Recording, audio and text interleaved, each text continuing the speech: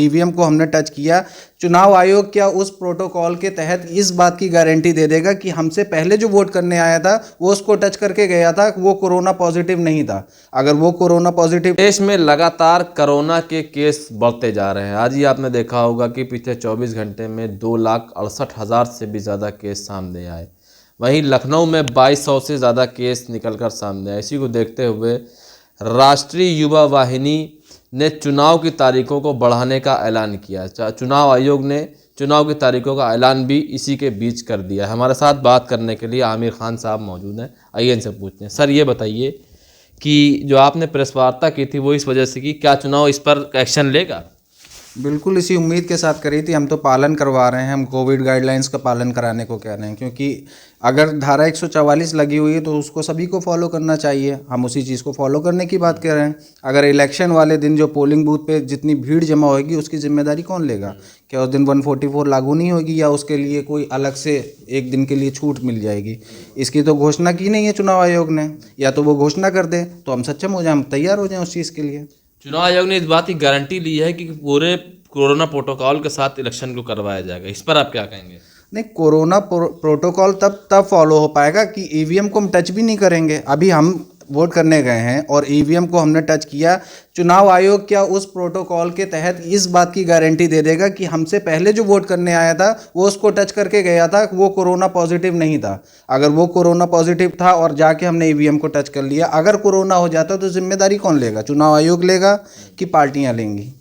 चुनाव आयोग से क्या कहना चाहेंगे? क्या चुनाव को बढ़ाया जाए, क्या कहा जाए? हम यही चाहते हैं कि तिथियों में परिवर्तन कर दें, थोड़ा सा आगे बढ़ा दें। उसमें कोई नहीं है, कोई बड़ी बात नहीं है, क्योंकि जान माल का नुकसान हो जाए या एक बड़ा विस्फोट हो जाए, जिस तरह पहले हम देख चुके हैं, और विस्फोट तो ऑलरेडी चल ही रहा है। हम उसी चीज़ को बस संज्ञान में लाना चाह रहे हैं कि जनता के साथ खिलवाड़ ना हो और अच्छे से चुनाव भी निपटे और सुरक्षित भी रहे, भारत की जनता भी सुरक्षित रहे। अगर हम सुरक्षित हैं तभी हमारे लिए वोटर्स, जब तक जिंदा रहेगा तभी तो वोट का पालन हो पाएगा ना। जैसा कि आपने देखा, कल स्वामी प्रसाद मौर्य भारतीय जनता पार्टी छोड़कर समाजवादी पार्टी में ज्वाइन हुए और वहाँ लाखों की भीड़ थी। तो इस पर कुछ कार्रवाई करने के लिए आपने मांग चुनाव आयोग से की? बिल्कुल होनी चाहिए। अगर कोई उल्लंघन करता है तो बिल्कुल होनी चाहिए। अगर वो उनका प्रेस वार्ता थी उनकी, तो फिजिकल उन्होंने वर्चुअल ज्वाइनिंग थी, लेकिन उन्होंने जो बोर्ड लगा रखा था प्रेस वार्ता का ही लगा रखा था, वर्चुअल रैली लगा रखी थी।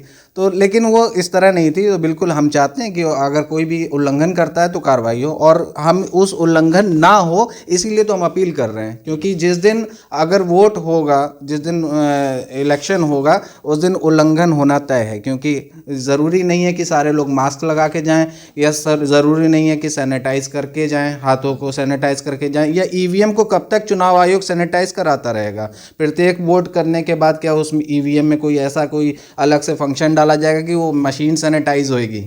तो इसलिए थोड़ा सा बहुत सी चीज़ें दिक्कत क्या मैसेज देना चाहेंगे इस कोरोना काल में? किस तरीके से वोट करें, किस तरह की तैयारी करें, और क्या पार्टियां जो रैलियां कर रही हैं उनको क्या मैसेज है? मैं सभी से अनुरोध करना चाहूँगा कि कोविड का जो भी गाइडलाइन है उसका पालन करें, घर में रहें, सुरक्षित रहें। जो मोदी जी का नारा था, हम उसी नारे को आगे बढ़ा रहे हैं कि अगर कोरोना बढ़ रहा है तो घर में रहें, सुरक्षित रहें। हम उसी गति से चलना चाह रहे हैं कि जो उन्होंने कोविड को रोका था, बहुत अच्छा काम किया था। लॉकडाउन लगा था, हमने समर्थन किया था कि लॉकडाउन लगने से केसेस में थमी थी गिन।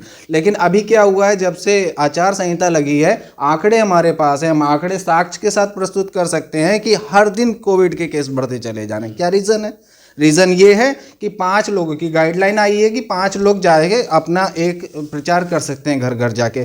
तो क्या इस बात की गारंटी है कि उन 5 लोगों में से 2 लोग कोरोना पॉजिटिव नहीं होंगे? वो जा रहे हैं प्रचार करने तो किसी और को भी करके चले आ जाएंगे।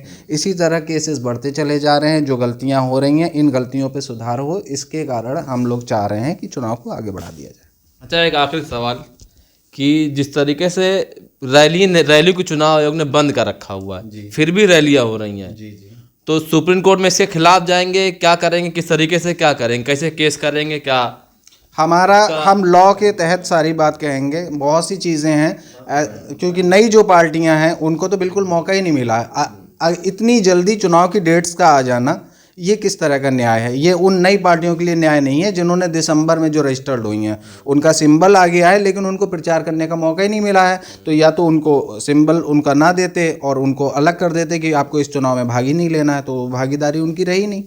चलिए, बहुत बहुत शुक्रिया हमसे बात करने का। तो ये थे आमिर खान साहब, जो साफ तौर पर कह रहे हैं कि चुनाव की तारीखों को आगे बढ़ाया जाए।